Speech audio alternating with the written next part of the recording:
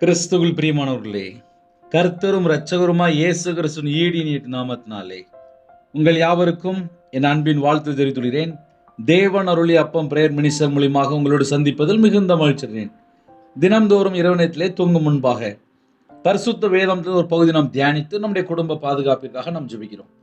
தூங்கும் முன்பாக கர்த்தருடைய பிள்ளைகள் கேளுங்கள். ஏசாயா 1 அதிகாரம் 15 முதல் 17 ஆகிய வசனங்களிலே, நீங்கள் உங்கள் கைகளை விரித்தாலும் என் கண்களை உங்களை விட்டு மறைக்கிறேன்.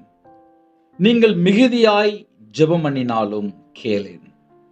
உங்கள் கைகள் இரத்தத்தினால் நிறைந்திருக்கிறது. உங்களை கழுவி சுத்திகரியுங்கள். உங்கள் கிரியைகளின் பொல்லாப்பை என் கண்களுக்கு மறைவாக அகற்றிவிட்டு தீமை செய்தலை விட்டு ஓயுங்கள். நன்மை செய்ய படியுங்கள், நியாயத்தை தேடுங்கள், ஒடுக்கப்பட்டவனை ஆதரித்து திக்கற்ற பிள்ளையின் நியாயத்தையும் விதவையின் வழக்கையும் விசாரியுங்கள். ஹல்லேலூயா. கர்த்தருடைய பிள்ளைகளுக்கு கற்றுக்கொள்ள வேண்டிய காரியங்கள் என்ன?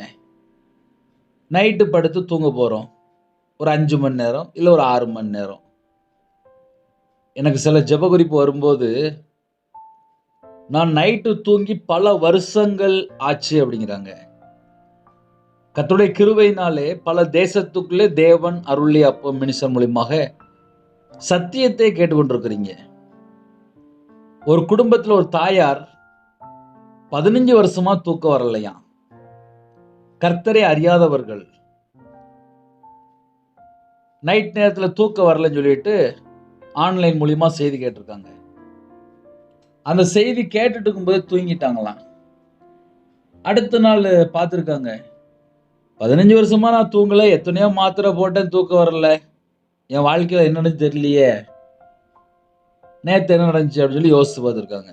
ஆன்லைன் மூலியமா நைட் நேரத்தில் தேவன் அருளிய அப்பம் மினிஸ்டர் மூலியமாக செய்தி கேட்டிருக்காங்க. மறுபடியும் அடுத்த நாள் கேட்டிருக்காங்க, அன்னைக்கும் தூங்கிட்டாங்களாம். கிட்டத்தட்ட ஒரு மாசம் தாண்டி செக் பண்ணிட்டு நைட்டு நார்மலாக தூங்க ஆரம்பிச்சிட்டாங்க. 15 வருஷமா தூங்காம இருந்த ஒரு தாயார், நான் ஒரு மாசமா நான் நல்லா தூங்கிட்டு இருக்கேன், நீங்க யாருன்னு எனக்கு தெரியாது தம்பி, உங்க செய்தியை நான் டெய்லி கேட்குறேன், எனக்கு நல்ல தூக்கம் வந்துடுது, இந்த 1 மாசம்தான் என்னோட வாழ்க்கையில நான் தூக்கம் மாத்திரம் இல்லாம நைட் நேரத்தில் நான் நார்மலாக தூங்க ஆரம்பிச்சிருக்கேன். தேவனோட நாம மகிமைப்படட்டும். பல குடும்பத்துக்குள்ளே பல குழப்பங்களுக்கு காரணம் என்ன? ஒரு மனுஷன் கையில பைபிள் எடுக்காம இருக்கிறான். சரி, கையில பைபிள் எடுத்தவங்கலாம் சரியா இருக்கிறாங்களா அப்படின்னு அந்த வியாக்கியானத்துக்கு நம்ம இப்ப பேச வரல. ஒரு மனுஷன் கையில பைபிள் எடுத்து வாசிக்க ஆரம்பிச்சால் அந்த மனிதனோட தேவன் பேசணும். தேவனோட வார்த்தைக்கு கீழ்ப்படிந்தால் மட்டும்தான் நைட் நேரத்தில் படுத்தா ஒரு நல்ல தூக்கம் வரும். நான் மறுபடியும் கூட அதே வார்த்தையை நான் மறுபடியும் சொல்றேன். நைட் நேரத்தில் படுத்தா ஒரு நல்ல தூக்கம் வரணும் அப்படின்னா தேவனுடைய சத்தத்துக்கு நம்ம செவி கொடுக்கிறோம், கீழ்ப்படியணும், அவருடைய வார்த்தையில நிலைத்திருக்கணும். அப்படி நம்ம நிலைத்திருந்தால் இரவு நேரத்தில் ஒரு இன்பமான தூக்கம். இரவு நேரத்தில் என் குடும்பம் நல்லா இருக்கணும், என் வாழ்க்கை நல்லா இருக்கணும்னு சொல்லி யாரெல்லாம் இணைந்திருக்கிறீங்களோ, நம்ம சில காரியங்கள் செக் பண்ணி பார்க்கணும். செல்போன்ல சார்ஜ் இல்லைன்னா நம்ம செக் பண்ணி பார்க்கிறோம்ல, பார்க்கிறோமா இல்லையா? அதே போல நைட்டு படுத்து தூங்குறதுக்கு முன்பாக சில குடும்பத்தில் நீங்க கேட்பீங்க, பிரதர் என் வாழ்க்கையில் ஒரு அதிசயம் நடக்கணும், ஒரு அற்புதம் நடக்கணும், நான் இந்த காரியத்துக்கு நான் ரொம்ப நாளா ஜெபம் பண்ணிக்கிட்டே இருக்கேன், எனக்கு இன்னும் பதில் வரல. நீங்க எப்படிப்பட்ட காரியத்துக்கு ஜெபம் பண்ணாலும் தேவனிடத்திலிருந்து பதில் வரும். அப்ப சில காரியத்துக்கு ஏன் இன்னும் பதில் வரல அப்படின்னு சொல்லி நம்ம மக்கள் உடனே ஒரு கேள்வி கேட்பாங்க. இந்த வசனத்தை நம்ம தியானிக்கும் போது நம்ம வாழ்க்கை எப்படி இருக்கு என்பதை முதல்ல நம்ம நிதானித்து பார்க்கணும். நீங்கள் உங்கள் கைகளை விரித்தாலும், என சில குடும்பத்துல கைகளை விரித்து கேட்பாங்க, எனக்கு இந்த பிரச்சனை இப்படி இருக்குப்பா, இதை சரி பண்ணி தாங்கப்பா அப்படின்னு சொல்லி கேட்பாங்க. நான் 2015 கையில பைபிள் எடுத்து வாசிக்க ஆரம்பிச்சேன். மனம் திரும்ப ஆரம்பிச்சேன். நான் விக்கிரத்துக்கு மாந்திரியத்துக்கு பணம் கொடுத்துருந்தேன். மனுஷனை நம்பி பின்னாடியே போயிட்டேன். 13 லட்சம் கொடுத்துருக்கேன். 1 ரூபா 2 ரூபா இல்ல. 2015 கையில பைபிள் எடுத்து வாசிக்கும் போது நான் கர்த்தருடைய வார்த்தையில நிலைத்து இருக்கல அப்படின்னு சொல்லி கண்டுபிடிச்சுக்கிட்டேன். அப்புறம் கையில பைபிள் எடுத்து வாசிக்காம வாழ்ந்த ஒரு நபர். அதனால பிரச்சனை அதிகம், அதனால போராட்டங்கள் அதிகம், நிந்தைகள், அவமானங்கள், கண்ணீர், சொந்த வீடெல்லாம் வித்து நடு ரோட்டுக்கு வந்திருக்கேன். கிட்டத்தட்ட ஒரு 24 வீடு மாறி இருக்கேன் என் வாழ்க்கையில. அதனால ஒரு மனுஷனோட வாழ்க்கையில பிரச்சனைக்கு காரணம் யாரு, அது எங்கேருந்து வந்துச்சு, ஏன் வந்துச்சு, எப்படி வந்துச்சு சொல்லி பார்க்கும்போது தேவனுடைய வார்த்தையில நிலைத்திருந்தால் அந்த குடும்பம் கனி கொடுக்க ஆரம்பிச்சிரும். அவங்களுடைய வாழ்க்கையில செழிப்பு வந்துடும், திருப்தியான ஒரு ஆசீர்வாதம் இருக்கும். இன்னைக்கு தேவனுடைய வார்த்தையில நிலைத்திருக்கணும் அப்படின்னா முதல்ல கையில பைபிள் எடுத்து வாசிக்கணும். உடனே சொல்லுவோம் பிரதர், நாங்களும் நல்லா கையில பைபிள் எடுத்து வாசிக்கும் பிரதர், ஆனாலும் வீட்டுல தட்டுப்பாடு இருக்கு பிரதர், ஆனாலும் வீட்டுல பிரச்சனை பிரதர், என் குடும்பம்னு ரட்சிக்கப்படல பிரதர் அப்படிம்பாங்க. வீட்டுல பார்த்தா விக்கிர வழிபாடு இருக்கும், சிலை வழிபாடு வச்சிருப்பாங்க, ஏதாவது ஒரு போட்டோ வச்சிருப்பாங்க, செத்த போட்டோ வச்சிருப்பாங்க. பல வருஷமா அந்த போட்டோ முன்னாடி போய் நிற்பாங்க, இல்ல மெழுகு பத்திச்சுட்டு இருப்பாங்க, இல்லைன்னா ஏதாவது களவாண்டு உள்ள சேர்த்து வச்ச மாதிரி பக்கத்து வீட்டுல ஒரு பொருளை திருப்பி கொடுக்காம இருப்பாங்க. நான் அப்புறம் தாரேனே அப்படின்னு சொல்லி வாங்கியிருப்பாங்க, அது திருப்பி கொடுக்காம இருப்பாங்க. பக்கத்து வீட்டுல பார்த்தா இவங்க என்கிட்ட வாங்கினாங்க, இன்னும் திருப்பி கொடுக்கன்னு சொல்லி அவங்க அங்க புலம்பிட்டு இருப்பாங்க. இப்படி நம்ம நிறைய காரியம் சொல்லலாம். சரி, இந்த கிருபையின் காலம்னா என்ன, இந்த கடைசி காலத்துல நம்ம என்ன செய்யறோம் அப்படின்னா, கொரோனா நேரத்துல விழுந்து விழுந்து விழுந்து விழுந்து காலையில ஜெபம், ராத்திரி ஜெபம், மத்தியானம் ஜெபம், நடுராத்திரி ஜெபம், அழுது ஜெபம், புரண்டு ஜெபம், எல்லாம் கரெக்டா தான் இருந்துச்சு. இன்னைக்கு கொஞ்சமாவது ஜெபம் பண்றோமா, கொஞ்சமாவது கையில பைபிள் எடுத்து வாசிக்கிறோமா? உயிர் பயம் வரும்போது கர்த்தரை தேடினாங்க, இப்ப மறுபடியும் தேசத்துக்குள்ள போயிட்டாங்க, கர்த்தரை விட்டு தள்ளி போயிட்டாங்க. நீங்கள் உங்கள் கைகளை விரித்தாலும் என் கையை நான் பரலோகத்துக்கு நேரா விரிக்கும் போது தேவன் எதை பார்க்கிறாரு அப்படின்னா என் இருதயத்தை பார்க்கிறாரு. என் இருதயத்துக்குள்ள ஒரு அசுத்தமோ, ஒரு கேடான காரியமோ, ஒரு அருவருப்பான காரியமோ, ஒரு தீட்டான காரியமோ, ஒரு பொல்லாத காரியமோ, கர்த்தரை விட்டு தள்ளி போற காரியம் எதுவா இருந்தாலும் சரி, அப்படி யோசித்து பார்க்கணும். அண்ணே, வீட்டுல ரொம்ப பிரச்சனைண்ணே, என் வாழ்க்கையில நான் ரொம்ப பிரச்சனை தான் வந்திருக்கேன், ரொம்ப உபத்திரப்பட்டிருக்கேன், கண்ணீர் வடிச்சிருக்கேன், 5 வருஷம் கண்ணீர் வடிச்சிருக்கேன். என் வீட்டம்மா ஒரு பக்கம் ஒரு 5 வருஷம் கண்ணீர் வடிச்சிருக்கா. அவ சர்ச்சில் போய் ஒரு 5 வருஷம் கண்ணீர் வடிச்சு ஜெபம் பண்ண. அதுக்கப்புறம் நான் கையில பைபிள் எடுத்து வாசிக்கும் போது ஒரு 5 வருஷம் கண்ணீர் வடிச்சேன். அப்ப கண்ணீர் வடிக்கும் போது எதை கற்றுக்கொண்டேன் அப்படின்னா, எனக்கும் தேவனுக்கும் உள்ள அந்த தொடர்பு எப்படி இருந்துச்சு, எதனால என்னுடைய வாழ்க்கையில நான் கஷ்டப்பட்டேன், எதனால என்னுடைய வாழ்க்கையில ஒரு உபத்திரம் வருது. நீங்கள் உங்கள் கைகளை விரித்தாலும், நிறைய குடும்பத்துல ஜெபம் பண்றீங்கப்பா, நான் இல்லைன்னே சொல்லல, ஆனால் உங்களுடைய ஐக்கியம் தேவனோடு இருக்கா? கொஞ்சம் யோசித்து பாருங்களேன். நைட்டு படுத்த ஒரு நல்ல தூக்கம் வரணும்ல. நான் சொல்றது உண்மையா பொய்யா? நீங்கள் உங்கள் கைகளை விரித்தாலும், வாயை திறந்தா கெட்ட வார்த்தை, ஆமாவா இல்லையா? சில வீட்டுல இஷ்டம் போல சபிக்கிறது, பரிசுத்தவான்களை தப்பா பேசுறது, சும்மா இருக்கும்போது குறை பேசிட்டு இருக்கிறது, எத்தனை வீணான வார்த்தை. அப்ப தேவன் எதை பார்க்கிறார் அப்படின்னா இருதயத்தை பார்ப்பாரு. நீங்கள் உங்கள் கைகளை விரித்தாலும், நான் பரலோகத்துக்கு நேரா கையை அழகா தூக்கிறோம்ப்பா. நான் ஊழியத்துக்கு வரும்போது பரலோகத்துக்கு நேரா கையை தூக்கி தான் ஜெபம் பண்ணேன். என் கை இந்த பூமிக்கு வேலை செய்யக்கூடாது, நான் பரலோகத்துக்கு வேலை செய்யணும் அப்படின்னு சொல்லி கேட்டேன். எனக்கு ஒரு நல்ல வேலை கொடுத்தாரு. 2016 முழு நேர ஊழியத்துக்கு வந்தேன். இன்னைக்கு 2026. இந்த 10 வருஷம் சோறு போட்டிருக்காரு, குடும்பத்தை பாதுகாத்திருக்காரு.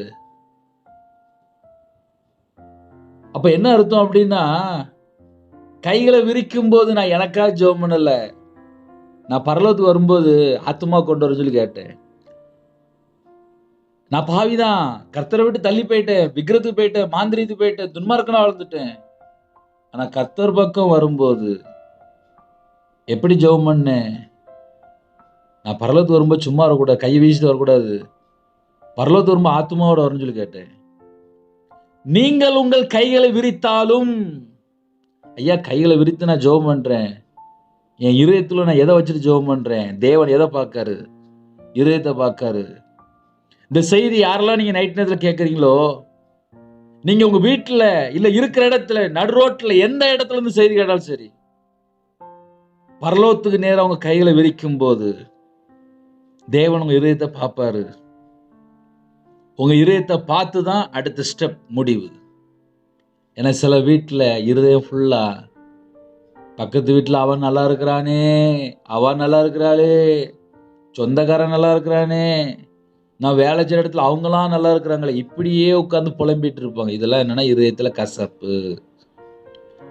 இருதயத்துல கசப்பு வச்சுக்கிட்டு அப்புறம் எப்படி இருக்கும்? அதான் அழகா சொல்றாரு, நீங்கள் உங்கள் கைகளை விரித்தாலும், நீங்கள் உங்கள் கைகளை விரித்தாலும். நிறைய வீட்டில் புருஷ முண்டாட்டிக்குள்ளே பேச்சுவார்த்தை சரியில்லை. கேட்டா வீட்டுக்குள்ளே வைராக்கியம் வந்துட்டு, மாமியார் மருமகளுக்குள்ள பேச்சுவார்த்தை இல்லை. என்ன நடக்கு குடும்பத்துக்குள்ள? அப்புறம் நைட் நேரத்தில் எனக்கு அந்த பிரச்சனை இந்த பிரச்சனை. ஏன் பிரச்சனை வருது? ஏன் வீட்டுக்குள்ள சத்துரு உள்ள வரான்? ஏன் வீட்டுக்குள்ள இடம் கொடுத்தீங்க? யாரை மன்னிக்க முடியாம இருக்கு? ஏன் இறங்கி போக முடியல? ஏன் விட்டு கொடுக்க முடியல?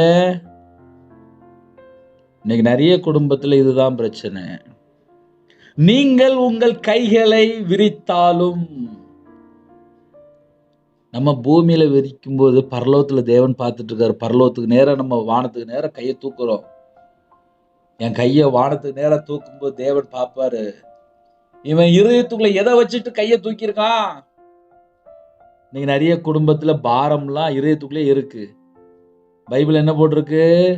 வருத்தப்பட்டு பாரம் சுமக்கிறவர்களே நீங்கள் எல்லாரும் என்னிடத்தில் வாருங்கள். அப்ப நான் இயேசுட்ட போகும்போது என் பாரத்தெல்லாம் நான் அவருடைய சமூகத்துல இறக்கி வச்சிருக்கணும். இயேசுட்ட நான் வந்துட்டேன், ஆனா என் பாரம் தேவனுடைய சமூகத்துல நான் இறக்கி வச்சிட்டேன்னா அதைத்தான் நம்ம செக் பண்ணி பார்க்கணும். இப்ப நிறைய குடும்பத்துல ஞாயிற்றுக்கிழமை சர்ச்சுக்கு சில நேரத்துல போறாங்க, சில நேரத்துல போல. அப்படியும் சில குடும்பங்கள் இருக்கு. நீங்கள் உங்கள் கைகளை விரித்தாலும், ஒரு கம்ப்ளைண்ட் வருது. என்ன கம்ப்ளைண்ட் அப்படின்னா, நீங்கள் உங்கள் கைகளை விரித்தாலும், நல்லா விரிக்கிறீங்கப்பா, அதுல பிரச்சனை இல்லை, என் கண்களை உங்களை விட்டு மறைக்கிறேன், என் கண்களை உங்களை விட்டு மறைக்கிறேன். சரி, அவருடைய கண்களை நம்மளை விட்டு மறைச்சாச்சுன்னா அப்புறம் அந்த ஜெபம் எப்படி கேட்கப்படும்? நான் சொல்ல உண்மையா பொய்யா? நீங்கள் மிகுதியாய் ஜெபம் பண்ணினாலும், நீங்கள் மிகுதியாய் ஜெபம் பண்ணினாலும் கேளேன், கேட்க மாட்டேன் அப்படிங்கிற. ஏன் கேட்க மாட்டாரு? ஏன் கேட்க மாட்டாரு? கைகளை விரித்தாலும் என் கண்களை உங்களை விட்டு மறைக்கிறேன், நீங்கள் மிகுதியாய் ஜெபம் பண்ணினாலும் கேளேன், கேட்க மாட்டேன் அப்படிங்கிற. ஏன்னா இருதயத்துல ஃபுல்லா நிறைய தேவையில்லாத குப்பைகளை கொண்டு உள்ள வச்சுக்கிறது. கேட்டாவா அப்படி செஞ்சுட்டாவா அப்படி செஞ்சுட்டா, 10 வருஷம் முன்னாடி என் சொத்தை எழுதி வாங்கிட்டாங்க, என் நகையை எழுதி வாங்கிட்டாங்க, என் நகையை வாங்கிட்டாங்க, என் நகையை திருப்பி தரல. இருதயத்தில் என்ன இருக்கு? கொஞ்சம் நகை, கொஞ்சம் சொத்து, கொஞ்சம் இடம், இல்லை பிள்ளை வாழ்க்கை, இல்லை புருஷ வாழ்க்கை, இதை மட்டும்தான் உட்காந்து யோசிச்சுட்டே இருக்காங்க. தேவனுடைய சமூகத்தில் வரும்போது நம்ம இருதயத்துக்குள்ள என்னெல்லாம் இருக்கோ அவருடைய சமூகத்தில் இறக்கி வச்சிடணும், அவ்வளோதான், முடிஞ்சது. அதை நம்ம இருதயத்துக்குள்ளே வச்சிருந்தா என்ன ஆகும்? இருதயம் வெடிச்சிரும். நிறைய குடும்பத்தில் இருதயத்துக்குள்ள என்ன பிரச்சனை தெரிய மாட்டேங்குது. அந்த அளவுக்கு மன அழுத்தம், டிப்ரெஷன். ஒரு 40 வயசு தாண்டும் போது பார்த்தா நிறைய பிரச்சனைக்குள்ள மாட்டிக்கிறாங்க. காரணம் என்ன? இருதயம் ஃபுல்லா இந்த உலகத்தை சார்ந்தே போயிட்டு இருக்கு. வேண்டாம், அதெல்லாம் வேண்டாம். நைட்டு படுத்தா ஒரு 5 மணி நேரம் நிம்மதியா தூங்கணும். நீ நிறைய வீட்டில் தூக்கமே வரமாட்டுது. செல்ஃபோனை போட்டு கையில் போட்டு ஒரே இழுதான். அது அப்படியே இழுத்துக்கிட்டே இருக்காங்க நைட் நேரத்தில். வீட்டில் மனைவிட்ட பேச மாட்டாங்க, பிள்ளைகிட்ட பேச மாட்டாங்க. கேட்டால் கடன் பிரச்சனை அப்படிம்பாங்க. சரி, கடன் பிரச்சனைக்கு ஒரு 3 மணி நேரம் செல்ஃபோன் பார்த்தா சரியா போயிருமா? யோசித்து பாருங்களேன். கடன் பிரச்சனை இருக்குப்பா, ஒரு 3 மணி நேரம் நான் செல்ஃபோனை பார்த்துட்டே இருக்கேன், ஒரு 6 மணி நேரம் செல்ஃபோனை பார்த்துட்டே இருக்கேன், பிரச்சனை சரியா போயிருமா? ஒரு 3 மணி நேரம் முழங்கால நில்லுங்க. ஒரு 3 மணி நேரம் கையில் பைபிள் எடுத்து வாசிங்க. வசனம் எப்படி போட்டிருக்கு? நீங்கள் மிகுதியாய் ஜெபம் பண்ணினாலும். அப்ப நிறைய வீட்டுல நல்ல ஜெபம் பண்றாங்க, மிகுதியாய் ஜெபம் பண்றாங்க. எப்ப பார்த்தாலும் உட்காந்து ஜெபம் பண்ணிட்டே இருப்பாங்க. எனக்கு தெரிஞ்ச ஒரு குடும்பம் உண்டு. காலையிலே 4 மணிக்கு எந்திரிச்சு ஜெபம் பண்ணிட்டு இருப்பாங்க. ஆவிக்குரிய திருச்சபைக்கு போறாங்க. ஆனா நகைய வெறுக்கல. இன்னைக்கு நிறைய குடும்பத்தில் அப்படிதான் இருக்கு. இருதயம் ஃபுல்லா நகையை சார்ந்து போயிட்டு இருக்கு. நிறைய குடும்பத்துல இப்போதும் நிறைய பிரச்சனை எப்படி இருக்கு அப்படின்னா, இருதயம் ஃபுல்லா நகை நகை நகை நகை. நான் சொல்றது உண்மையா பொய்யா? கொஞ்சம் யோசித்து பாருங்களேன். நம்ம ஜெபம்லாம் பரலோகத்துக்கு போகணும். அப்பதான் நல்லா இருக்கும், குடும்பம் நல்லா இருக்கும், ஆசீர்வாதமா இருக்கும். நீ நிறைய குடும்பத்துல என்ன பண்றாங்க அப்படின்னா, கொஞ்சோண்டு கையில பைபிள் எடுத்து வாசிச்சுட்டாங்களாம், உடனே ஊழியக்காரங்களை தப்பா பேசுறாங்க. உடனே வீட்டில் இருக்க மாமியார் இல்லைன்னா மருமகன் யாரையாவது எதையாவது பேசிட்டு கிடப்பாங்க. அப்புறம் நைட்டு படுத்த எப்படி நல்ல தூக்கம் வரும்? வீண் வார்த்தையினாலே பாவம் இல்லாமல் போகாது. வீண் வார்த்தையை பேசிக்கிட்டு நைட்டு படுத்த எப்படி நிம்மதியான தூக்கம் வரும்? இந்த செய்தியே நைட்டு நல்லா படுத்த தூக்கம் வரணும். ஏன் தூக்கம் வர மாட்டுக்கு? அப்படி என்ன பிரச்சனை? இல்லை 10 கோடி ரூபா கடனா? அப்படிலாம் இல்லை. நைட்டு படுத்த ஒரு நல்ல தூக்கம் வரணுமா? நீங்கள் மிகுதியாய் ஜெபம் பண்ணினாலும் கேளேன். அப்படி ஒரு கம்ப்ளைண்ட் உள்ள வருது. அப்ப இன்னைக்கு இரவு நேரத்துல யாரெல்லாம் எந்த சூழ்நிலை இணைந்திருக்கீங்களோ எனக்கு தெரியாதுப்பா, பரலோகத்துல தேவனுக்கு தெரியும். நீங்கள் மிகுதியாய் ஜெபம் பண்ணினாலும் கேள். அப்படி பைபிள் ஒரு வசனம் இருக்கு. எல்லா ஜெபத்துக்கும் பதில் வந்துட்டு அப்படின்னா தான் நம்ம மக்கள் எங்கேயோ போயிருவாங்களே. நீங்கள் மிகுதியாய் ஜெபம் பண்ணினாலும் கேளேன். உங்கள் கைகள் இரத்தத்தினால் நிறைந்திருக்கிறது. ஒரு கம்ப்ளைண்ட் வருது. உங்கள் கைகள் இரத்தத்தினால் நிறைந்திருக்கிறது அப்படின்னா என்ன அர்த்தம்? பாவக்கரை, லஞ்சம் வாங்குறது, லஞ்சம் கொடுக்கறது. இந்த கை நிறைய விஷயத்துல கேடான கருத்து பயன்படுத்தியாச்சு அப்படின்னா சாபமா மாறிடும். சில வீட்டுல நல்ல தண்ணி அடிப்பாங்க, கஞ்சா பழக்கம், சிகரெட் பழக்கம், அப்புறம் விக்கிர வழிபாடு, அப்புறம் சிலை வழிபாடு, உலக வழிபாடு, அப்புறம் யார் பின்னாடியே போய் லஞ்சம் எதையாவது செஞ்சுட்டு கிடப்பாங்க. தான் நல்லா இருக்குக்காக என்னெல்லாமோ பண்ணிட்டு இருக்கிறாங்க. அப்புறம் மாந்திரியம் பண்றாங்க, ஏவல் பண்ணி விடுறாங்க. இதுக்கெல்லாம் கையில கொண்டு போய் யார்ட்டையோ கொண்டு போய் பணம் கொடுத்துருப்பாங்கல்ல, விக்கிரத்துக்கு கொண்டு போய் காணிக்க போட்டிருப்பாங்கல்ல. உங்கள் கைகள் இரத்தத்தினால் நிறைந்திருக்கிறது. இந்த நிறைந்திருக்கிறதுனா அந்த வேர்டு ரொம்ப முக்கியம். ஏன்னா ஒரு வீட்டுல தண்ணி நிறைஞ்சிட்டு அப்படிம்பாங்க. இப்பதான் வீட்டுல எல்லாம் பைப்புல எல்லாம் தண்ணி வந்துட்டு இருக்கு. ஒரு 30 வருஷம் முன்னாடிலாம் வீட்டுல குடம் வெளியில போய் பைப்ல போய் எடுப்போம். இப்பவும் கிராமத்துல பைப்ல எடுக்கிறாங்க. நிறைஞ்சிட்டு அப்படிம்பாங்க. அதே போல உங்கள் கைகள் இரத்தத்தினால் நிறைந்திருக்கிறது. இரத்தத்தினால் இரத்தத்தினால் இரத்தத்தினால் அப்படின்னு என்ன அர்த்தம்னா பாவக்கரை. கைகள் பாவத்தினால் நிறைந்திருக்கிறது. அதனாலதான் ஜெபத்தை கேளேன். அப்போ ஒரு கம்ப்ளைண்ட். அடுத்த வசனம், உங்களை கழுவி சுத்திகரிங்கள். உங்களை கொஞ்சம் செக் பண்ணி பார்த்துருங்களேன் அப்படிங்கிறாரு. உங்களை கழுவி சுத்திகரிங்கள், கழுவி சுத்திகரிங்கள். இப்ப நம்ம ஒரு சின்ன ஜெபம் பண்ணலாம். எப்படி ஜெபம் பண்ணலாம்? உங்க ரத்தத்தினால என்னை கழுவி சுத்திகரிங்கப்பா. என் கண்கள், என் சிந்தனை, என் இருதயம், தேவையில்லாத நினைவு எதுவுமே எனக்கு வேண்டாம், உங்களை விட்டு தள்ளி போன எல்லாவற்றையும் நீக்கிருங்கப்பான்னு சொல்லி நம்ம ஜெபம் பண்ணலாம். அப்போ ஒரு மனுஷன் கர்த்தர் பக்கம் வரும்போது முதல்ல கழுவி சுத்திகரிக்கப்படணும். உங்களை கழுவி சுத்திகரிங்கள். உங்களை கழுவி சுத்திகரிங்கள். சுத்திகரிக்கப்பட்டாதான் நம்ம முதல்ல பரிசுத்தமா, நீதியா அந்த செக்ஷனுக்குள்ள வந்துடணும். உண்மையா வந்துடணும். இன்னைக்கு நிறையருடைய வாழ்க்கையில வாயை திறந்த உண்மையே இல்லை. நல்ல பொய். கர்த்தரை விட்டு தள்ளி போய் செல்போன்ல பல மணி நேரம்,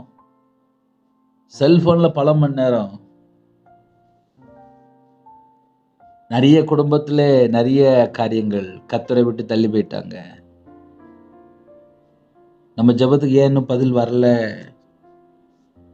உங்களை கழுவி சுத்திகரிங்கள். சிலருடைய கைகள் செல்போன்ல தேவையில்லாம படம் பார்த்து, நாடகம் பார்த்து வம்பா போயிட்டு, கைக்கு வம்பா போயிட்டு செல்போன்ல ஒரு 6 மணி நேரம் 8 மணி நேரம் தேவையில்லாத வீடியோ பார்த்துட்டே இருப்பாங்க.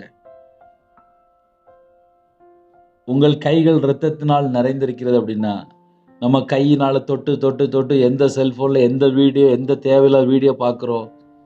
செல்போன்ல நல்லது இருக்கு, கெட்டது இருக்கு. நம்ம அப்படி கொஞ்சம் யோசித்து பார்ப்போமே.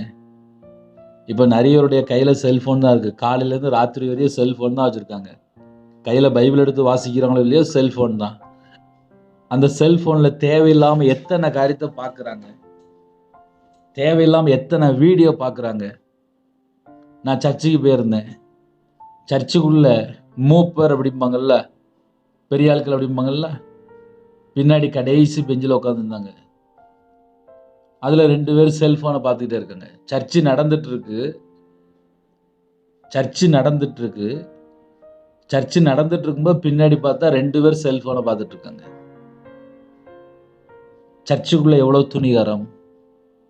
சர்ச்சுக்குள்ள தெரியாத ஆள்னா, சின்ன ஆள்னா, இல்லை ஒரு சின்ன பையன் அப்படின்னா அவனுக்கு விவரம் தெரியல அப்படிம்பாங்க, தெரியாமல் பண்ணிட்டான் அப்படிம்பாங்க. சர்ச்சுக்குள்ள வரும்போது யாரா இருந்தாலும் சரி பயபக்தி வேணும். ஆல்டர்ல இருக்கும்போது அங்கேயும் செல்போன் தான் பார்க்குறாங்க. ஒரு பாட்டு படிக்கணும் அப்படின்னா செல்போன் தான் கையில் வச்சிருக்காங்க. ஒரு பிரசங்கம் பண்ணும்போது அங்கேயும் செல்போன் தான் உள்ள வருது. நன்மையும் இருக்கு, தீமையும் இருக்கு. உங்கள் கைகள் இரத்தத்தினால் நிறைந்திருக்கிறது. என் கை இரத்தத்தினால் நிறைந்திருந்தால் என் ஜெபத்துக்கு எப்படி பதில் வரும்? இந்த கையினால செல்போன்ல தேவையில்லாத எத்தனை வீடியோ பார்க்கிறோமோ. அழகா சொல்லிட்டாரு, நீங்கள் மிகுதியாய் ஜெபம் பண்ணினாலும் கேளேன். நீங்கள் மிகுதியாய் ஜெபம் பண்ணினாலும் கேளேன்.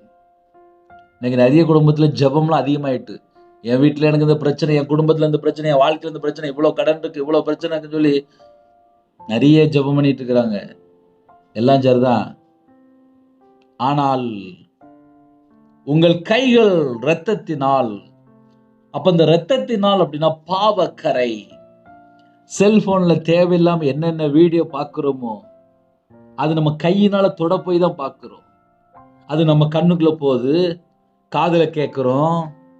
அது நம்ம இதயத்துல போகும்போது நம்ம இதயத்தை கரைப்படுத்திடுது, நம்ம வாழ்க்கையை கரைப்படுத்திடுது, நம்ம குடும்பத்துல ஆசீர்வாதத்தை தடுக்கு. ஒரு குடும்பத்துல ஒரு ஐயாட்ட கேட்டேன், ஐயா வீட்டுக்கு போலையா அப்படின்னு சொல்லி கேட்டேன். நான் தூங்கும்போது வீட்டுக்கு போனாதான் எனக்கு பிரச்சனை இல்லாம இருக்கு. செல்போனை எனக்கு ஒரு 6 மணி நேரம் பார்த்தா கூட நான் நல்லா இருக்கேன், நான் நிம்மதியா இருக்கேன், நல்லா சிரிக்கிறேன். ஆனா என் மனைவிட்ட போய் 10 நிமிஷம் பேசினா போதும், வீட்டுல சண்டை வந்துருது. அதான் பார்த்தேன், பேசாம தூங்கும்போது வீட்டுக்கு கிளம்பி போனா போதும், நான் எங்கேயாவது வெளியில எங்கேயாவது உட்காந்துட்டு செல்போன் பார்த்துட்டு இருப்பேன். அதனால நான் வீட்டுக்கு லேட்டா தான் போறேன். போனா பேசாம படுத்து தூங்கிடுவேன், ஏன்னா பேசினாலே சண்டை வருது அப்படிங்கிறாங்க. அப்ப 6 மணி நேரம் செல்போன்ல அந்த மனுஷன் அடிமையா இருந்தால், அப்ப அவங்களுடைய கைகளில் இரத்தத்தினால் நிறைந்திருக்கு. உங்கள் கைகள் இரத்தத்தினால் நிறைந்திருக்கு. பாவக்கரை. அந்த 6 மணி நேரம் வீட்டுல மனைவி தேடிட்டு இருப்பா, என் புருஷன் வரணும், என் புருஷன் வந்தா குடும்பமா உட்காந்து சாப்பிடலாம், என் கணவர் வீட்டுக்கு வந்தாச்சுன்னா எங்கேயோ வெளியில கூட்டு போலாம், வீட்டுக்கு ஜாமான் வேணும், ஒரு குடும்ப தலைவர் வீட்டுக்கு சரியான நேரத்துல வீட்டுக்கு வந்தா மட்டும்தான் அந்த குடும்பத்துல எங்கேயோ வெளியில புறப்பட்டு போக முடியும். எப்ப பார்த்தாலும் குடும்ப தலைவர் செல்போன்லயே மூழ்கி போய் இருந்தா சிக்கலாய் போயிருது. நான் உள்ளதை சொல்லிட்டு இருக்கேன். நிறைய வீட்டுல செல்போன்ல அப்படியே இருக்கிறாங்க.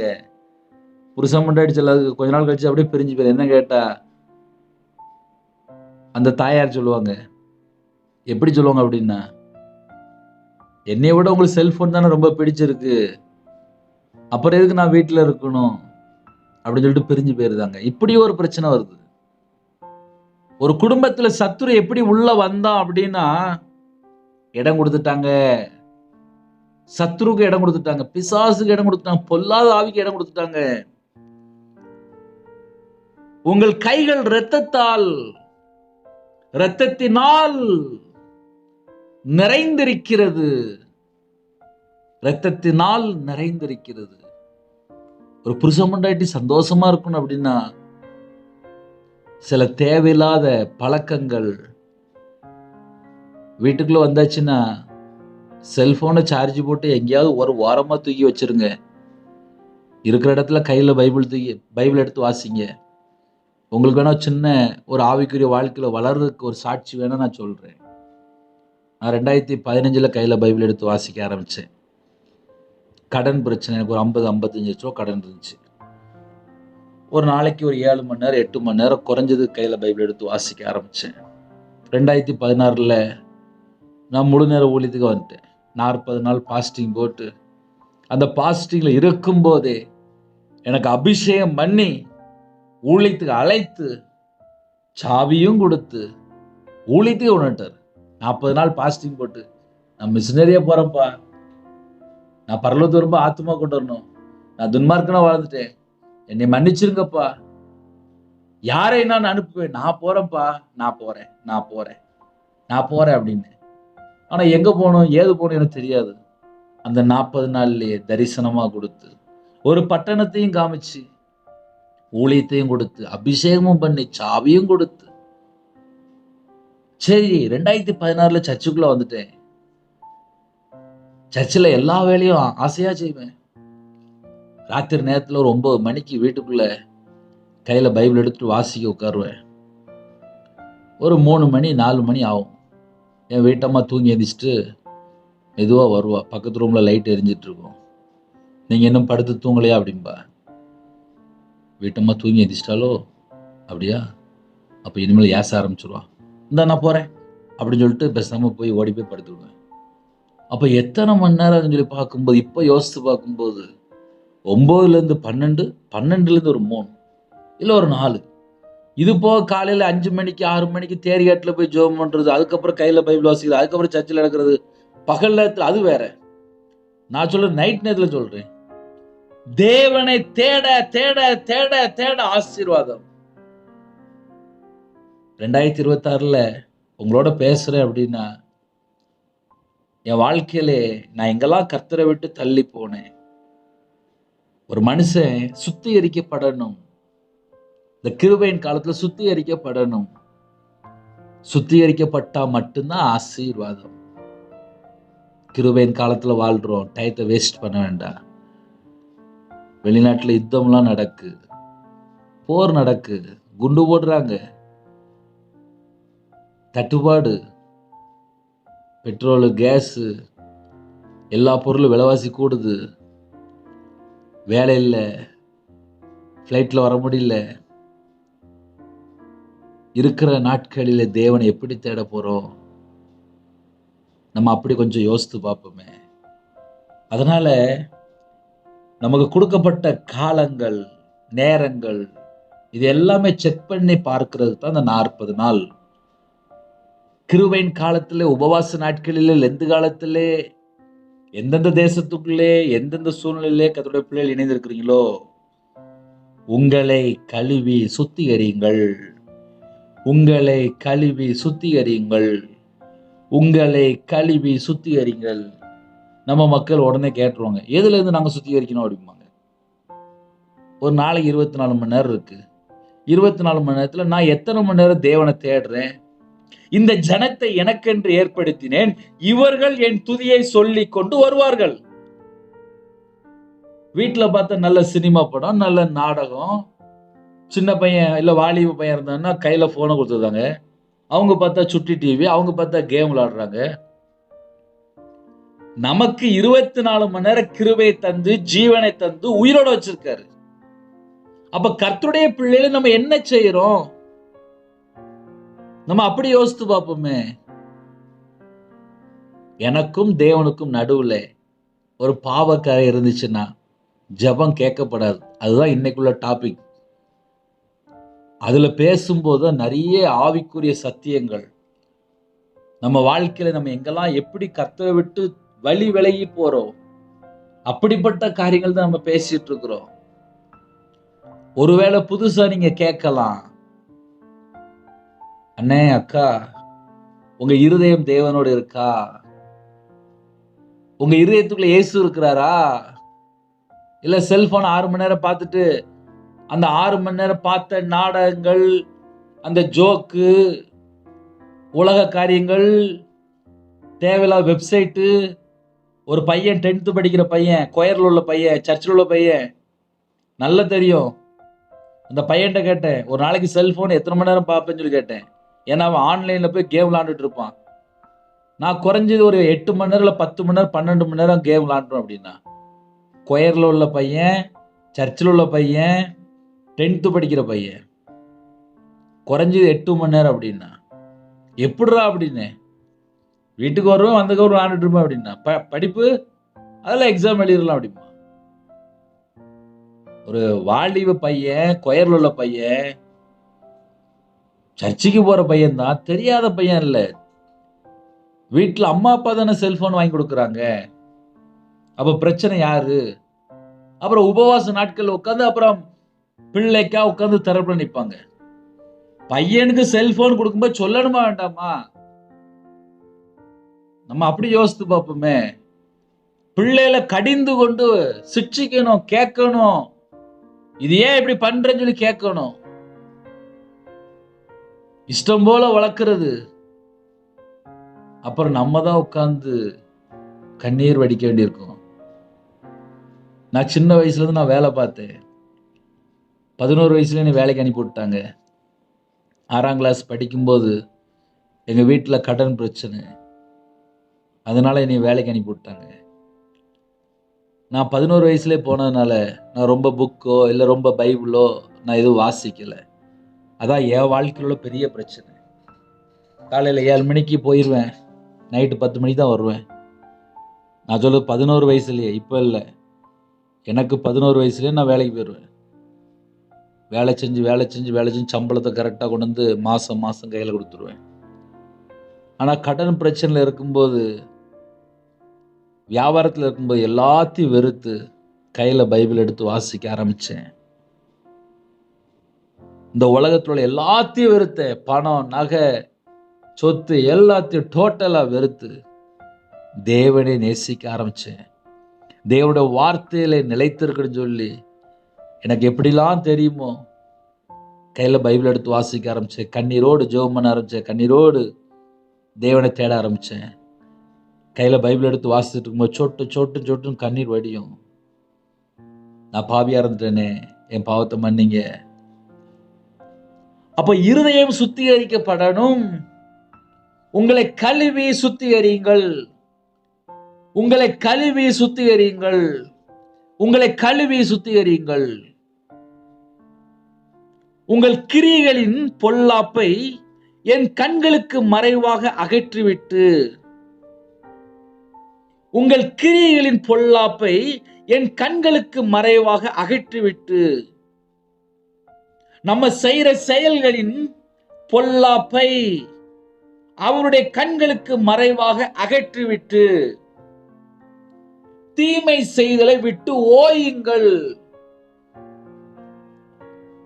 இன்னைக்கு தீமையை செஞ்சுக்கிட்டு அப்புறம் ஏன் ஜெபத்துக்கு இன்னும் பதில் வரல. எப்படி பதில் வரும்? தீமை செய்யும்போது பிசாசு அங்க வந்துருவான். ஒரு மனுஷனோட வாழ்க்கையில தீமை செஞ்சால் பிசாசினால் உண்டாயிருக்கிறான். ஏன் ஜெபத்துக்கு பதில் வரல? உங்கள் கைகள் இரத்தத்தினால் நிறைந்திருக்கிறது. 2வது பாயிண்ட், உங்கள் கிரியைகளின் பொல்லாப்பை. அப்ப செயல் என்ன இருக்கு அப்படின்னா ஒரு பொல்லாப்பு இருக்கு. 3வது பாயிண்ட், தீமை செய்தலை விட்டு ஓயுங்கள்.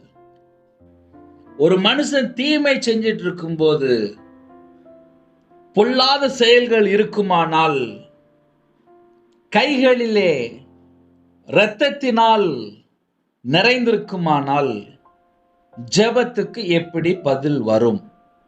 இது நல்ல கேள்வியா?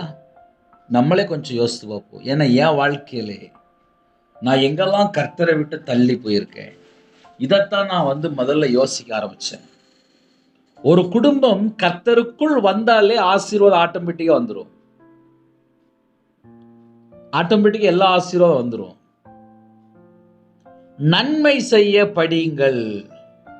இயேசு கிறிஸ்து இந்த பூமியில வாழ்ந்த காலத்திலே நசரேனா இயேசு கிறிஸ்து நன்மை செய்யறவரா சுற்றி திரிந்தாராம். இப்ப இயேசு கிறிஸ்து ரத்தத்தினால கழுவப்பட்ட பிள்ளைகள் நம்ம என்ன செய்யணும் அப்படின்னா நன்மை செய்ய படிக்கணுமா. 2வது, நியாயத்தை தேடணுமா. எதெல்லாம் நியாயம், எதெல்லாம் அநியாயம், அநியாயமான காரியம் எதெல்லாம் இருக்கு நம்ம வாழ்க்கையிலே, நம்ம நியாயம்தான் செய்யறோமா, நம்ம நன்மைதான் செய்யறோமா.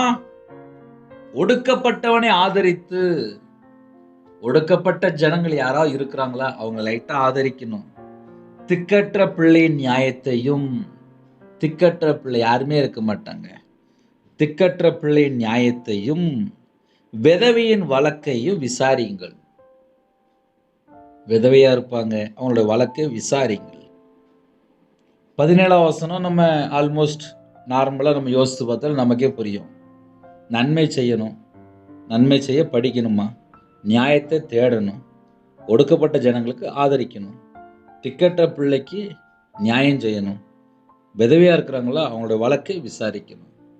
இது நம்ம டெய்லி கடைபிடிக்க வேண்டிய காரியங்கள். ஒரு சின்ன ஜெபம் பண்ணி முடிக்க போறேன். இருக்கிற இடத்துல அப்படியே கண்களை மூடி நாம் ஜெபம் செய்வோம். கிருபை மகிமை அந்த பரிசுத்தமுள்ள நல்ல பிதாவே, நன்றியோடு துதிக்கிற சுதிக்கிறோம்ப்பா. கேட்ட சத்தியத்தின்படி எங்களோட வாழ்க்கை உங்களுடைய கரத்தில் அர்ப்பணிக்கிறோம். எங்க வாழ்க்கையை கத்தரை விட்டு எங்களாம் தள்ளி போயிருக்கோம். அந்த பாவத்தை மன்னித்து உங்களுடைய ரத்தத்தினால கழுவி சுத்திகரிங்க. உங்களுடைய சத்தத்துக்கு நாங்கள் உண்மையா செவி கொடுத்து பரிபூர்ணமான ஆசீர்வாதங்களை பெற்றுக்கொள்ளணும். எல்லா தேச ஜனங்களையும் உங்களுடைய ஜீவனுக்கு அர்ப்பணிக்கிறோம். இரவு நேரத்தில் இன்பமான தூக்கம் தாங்க வரக்கூடிய காரியத்தை வெளிப்படுத்துங்க. சரீரத்தில் பலவீனத்தோடு படுத்த படுக்கையில் ஹாஸ்பிட்டலில் யாரெல்லாம் இருக்கிறாங்களோ உங்களுடைய தலைமுள்ள கரத்தினால தொட்டு சுகமாக்கித்தாங்க. எல்லா குடும்பத்துக்கும் ஜீவன கிடையாது, தீர்க்க ஆயுசு தாங்க. உபவாச நாட்கள் இல்லை, நாங்கள் எந்த காரியத்தில் சீர் பொருந்த வேண்டும் அந்த காரியத்தை கற்றுத்தறிய கிருபைக்காக உண்மை நன்றியோடு துதிக்கிற சொல்கிறோம்ப்பா. நாளைக்குள்ள எல்லா தேவைகளெல்லாம் கற்று சந்திங்க. இரவு நேரத்திலே எந்த குடும்பத்திலே கற்பதினியாக ஜெபிக்கிறாங்களோ, திருமண காரியத்தை ஜெபிக்கிறாங்களோ, குடும்பம் பிரிந்து போயிருக்கோ கர்த்தர் சந்திங்க. எந்த குடும்பத்தில் பாவ அடிமையில் வாழ்றாங்களோ அந்த குடும்பத்தை கர்த்தர் மீட்டெடுங்க. டெலிவரி போகிறாங்க, ஹாஸ்பிட்டலில் இருக்காங்க, பலவீனத்தோடு இருக்காங்க, கர்த்தர் அந்த குடும்பத்தில் கூட இருந்து எல்லா நன்மைகளையும் பெற்றுக்கொள்ள கிருபை செய்யுங்க. ஜீவனை தாங்க, தீர்காயுசு தாங்க. நைட் ஷிஃப்ட்டில் இருக்காங்க, நைட்டு டிரைவிங் லைனில் இருக்காங்க, எல்லாரையும் உங்களுடைய ஜீவனுக்கு அர்ப்பணிக்கிறோம். வெளிநாட்டில் இருக்காங்கப்பா, ஒவ்வொரு தேசத்துலையும் சமாதானம் இல்லைப்பா, எல்லா தேசத்துலையுமே கர்த்தர் சமாதானத்தை தாங்க. சமாதான பிரபு இறங்கி வாங்க. எந்தெந்த தேசத்துக்குள்ளே பலவிதமான பிரச்சனையோடு இருக்காங்களோ அந்த ஜனத்தை கர்த்தர் சந்திங்க. இந்த இரவு நேரத்தில் எங்கள் எல்லாருடைய ஆவி, ஆத்துமா, சரீரம், சிந்தனை எல்லாவற்றும் உங்களுடைய ஜீவனுக்கு அர்ப்பணிக்கிறோம். இந்த நாள் முழுவதும் பாதுகாத்த கிருபைக்காக உண்மை நன்றியோடு துதிக்கிற சொல்கிறோம்ப்பா. எக்ஸாம் எழுதுகிற பிள்ளைகளுக்கு தேவையுள்ள கிருபைகளை தந்து நல்ல எக்ஸாம் எழுதுகிற கிருபை செய்யுங்க. திருமணத்துக்கு ஆயத்தமாக இருக்காங்க, ஏற்ற துணையை கொண்டு வாங்க. உங்கள் நாம மகிமைப்படட்டும். உங்களுடைய பாதங்களை தாழ்த்தி அப்படினோம். துதிகான மகிமை எல்லாம் ஒருகே செலுத்திடும். இயேசு கிறிஸ்துவின் பிதாவே, ஆமென். தேவனுக்கு மகிமை உண்டாதாக. கர்த்தர் உங்களையும் உங்கள் குடும்பத்தின் சகல காரியத்தையும் சம்பூர்ணமாக திருப்தியாக கர்த்தர் கொடுத்து ஆசீர்வதிப்பாராக. ஆமென்.